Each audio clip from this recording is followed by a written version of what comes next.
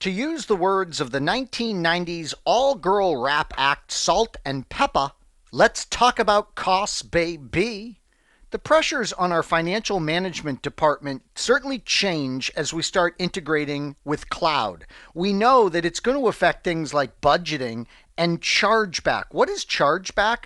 Chargeback is when we are spending all this money on IT and we need to allocate those costs to the specific departments that are consuming those IT functions. Maybe we have HR, we have finance themselves, we have research and development, we of course have sales and marketing. So we need to allocate the costs of IT to those different departments, and that of course helps us with budgeting concerns. Now, something else that we need to understand when it comes to costs is remember the trade-off that we're typically doing when it comes to cloud services. We have capital expenditures, and I want you to recognize that in an exam environment as CapEx, and we have operating expenses, and I want you to recognize that by its abbreviation of OPEX. So what happens with cloud? We tend to be reducing capital expenditures on IT and replacing those with operating expenses. Now, the thing with the operating expenses is they tend to be very much variable due to the on-demand and scalable elastic nature of cloud. So we don't have these fixed, more predictable capital expenditures, and instead we have a whole bunch of variable costs. This isn't necessarily something that your finance department can't handle, but it may be very different from what they're used to handling. We also want to make sure with private or public cloud infrastructures that we are setting limits on costs and make sure that what you're spending ties to revenues. You don't want to be in a situation where you are just scaling and scaling and scaling for all these customers, spending more money on the IT infrastructure as a result, and that's not making sense from a bottom line perspective. So we got to make sure that the finance people are doing due diligence to make sure that these variable cost investments that we're placing in the cloud are giving us a good return on our money.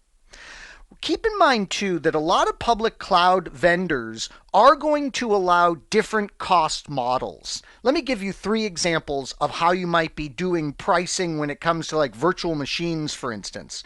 We might be reserving the virtual machine horsepower and storage facilities and all that in advance, and as a result of reserving it and making sure it's going to be there quickly, we might pay a little more money for that. We might be doing it purely on an on-demand basis, and we might even be bidding on the best price for a VM and those resources. Here's how this works. You can literally go in and say, okay, spin me up additional machines, but only in your lowest consumption period when I can get the best possible price. Isn't that interesting? So it's almost like an auction type thing of, yes, I'll get more capacity, but only if it's cheap. So there can be a lot of different pricing models when it comes to your public cloud investment. We know, as I've emphasized in this nugget, that the financial management team can be really dramatically impacted by our move to the cloud, and they better be ready to understand new paradigms and new spending trends thanks to cloud. What is great news for that financial management team is the fact that public cloud vendors are going to be adding more and more tools as they get more sophisticated to help the financial management team with costs. Here I am in Amazon Web Services, and if I go up to my account name and drop the list of options down there, notice Amazon Web Services gives us a billing dashboard, and we can get a quick glance of our month-to-date spending broken down by service. And notice the tools that we have. We have a cost explorer, we have budgeting tools, reporting tools, cost allocation tags that we can set up, consolidated billing, tax settings. Excellent tools for the financial management team right in the graphical user interface web console of AWS. The potential for cloud to really dramatically impact our organization is so exciting from a technology perspective.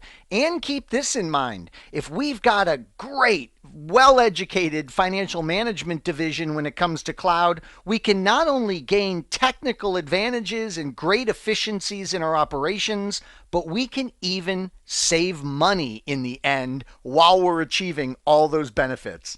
Definitely exciting for the modern organization. I hope you found this informative, and I'd like to thank you for viewing.